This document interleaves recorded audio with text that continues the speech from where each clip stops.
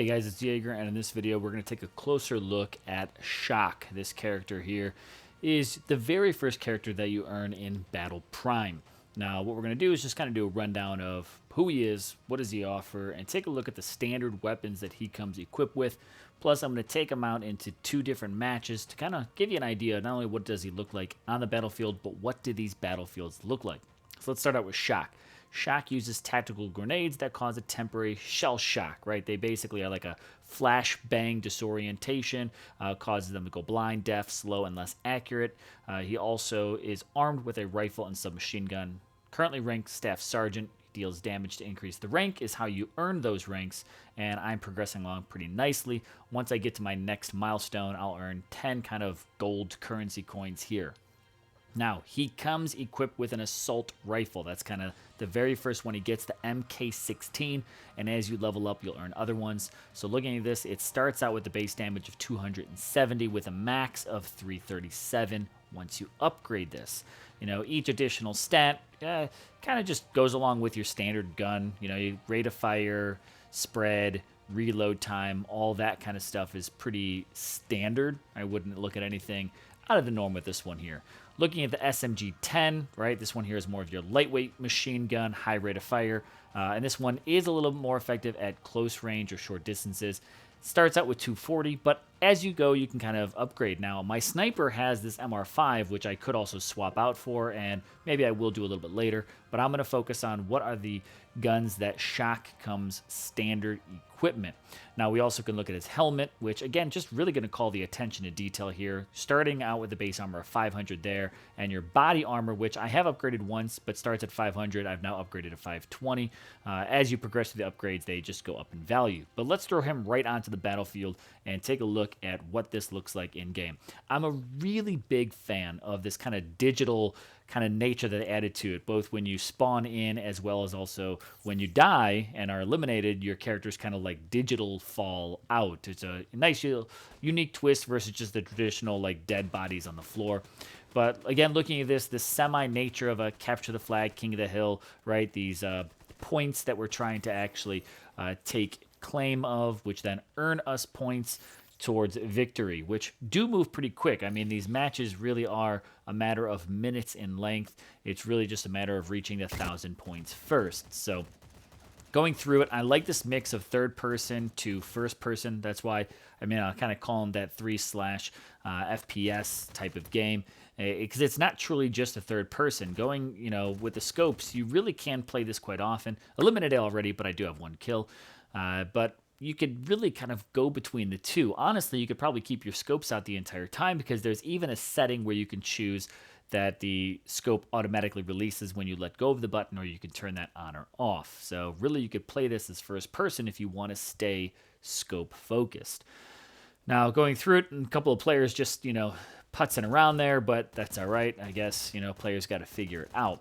So working with this, I really am a pretty big fan of just the overall detail to the map. I mean, just even everything down to like the carpets on literally on the walls themselves, the floor, the buildings, you know, every bit of this terrain is really, really well executed. I really can't say enough about how well this game looks. It was well designed.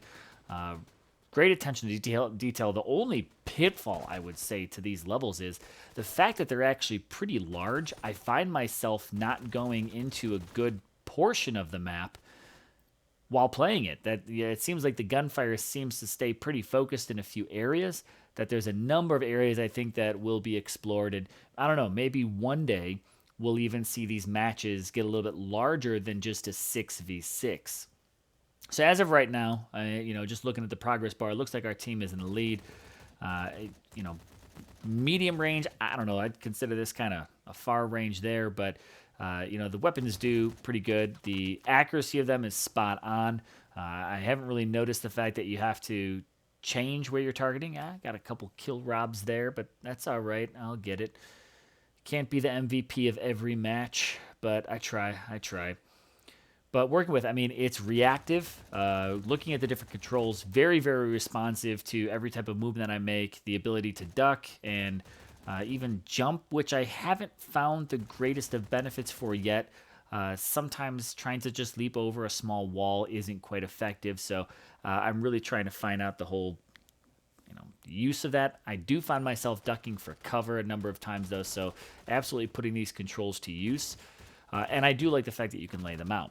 But, I mean, turning the attention back to Shock, looking at him even in gameplay, he looks just as great as he does when you're kind of on that main hub. There's not a whole lot that changes, It's very, very smooth. I mean, the detail is fantastic. Again, here you can see matches are pretty quick. I did pull off the MVP this round, so I came back from those third and fourth ranks. A few final kills helped out with that, and I am progressing up with him. So I like Shock so far. Out of a couple of the different characters, Shock is kind of my favorite. I really am enjoying him. But let's take you to another battlefield here. This is the Oilfields, just to show you a little bit of different level comparison. This one also a pretty large map, but I like that there's a lot of kind of upper and lower types of battles that take place here. It's a lot of open space, and there's also a lot of corners, which you'll see I kind of come across in a little bit. But again, the big focus here is on Shock and overall effectiveness on the battlefield. Now, this is one thing I cannot personally wait until the game really gets to the point of being able to roll in with a full squad and team, being able to communicate effectively, talking about watching the corners and things like that, as well as where different people are at on the map and, what type of line of sight they have, where they're experiencing heavy enemies, because you can spot them on the minimap for a little while, but at some point in time, they eventually go away. So, it is pretty helpful to be able to have that team communication, hopefully down the line. That'd be one of the biggest things I'd love to see them implement sooner rather than later, is overall team and squad communication. Now, look at these scopes again, even just talking attention to detail.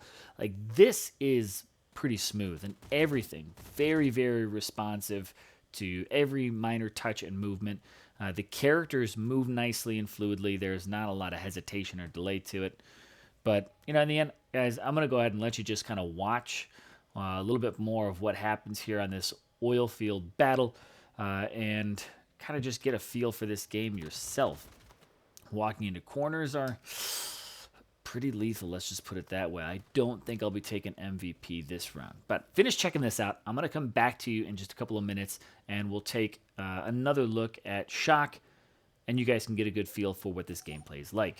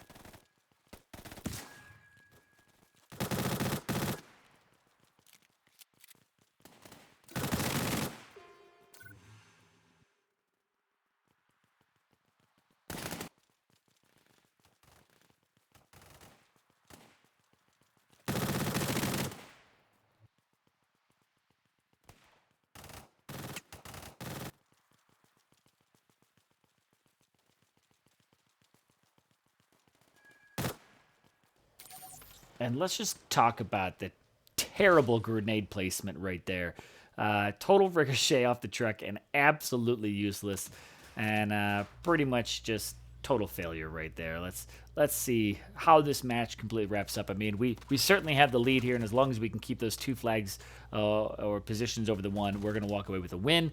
I get dropped, of course, right before pretty much the end of the match, but I mean, my enemy is already up in the 600s for armor, so Adobe there has got some solid upgrades. We do walk away with a victory. Kudos to Sandbox for the MVP win on that one. We are making some progress here, which is pretty nice, and because of that progress, earned an all-new reward as a grip for a gun. But one more look here at Shock. Again, great detail, loving the design to him. I mean, the ability of how accurate Shock looks both here as well as also to the in-game progress is pretty nice. The helmet, great detail all the way around. Same thing when we go back to the body armor. I mean, these characters have impeccable attention to detail when working with it. I'm looking forward to seeing what other characters may be released in the future and what else we see from Battle Prime down the line. If you guys like this, make sure you guys subscribe and stay tuned for more character overviews. That's what I'll be doing. I'll take a look at each one of these characters as I unlock them, and I'll bring you some more gameplay. Like I said, I definitely plan on slotting this game into some live streams. So let me know what you think. I'm Jaeger, and I'm signing out.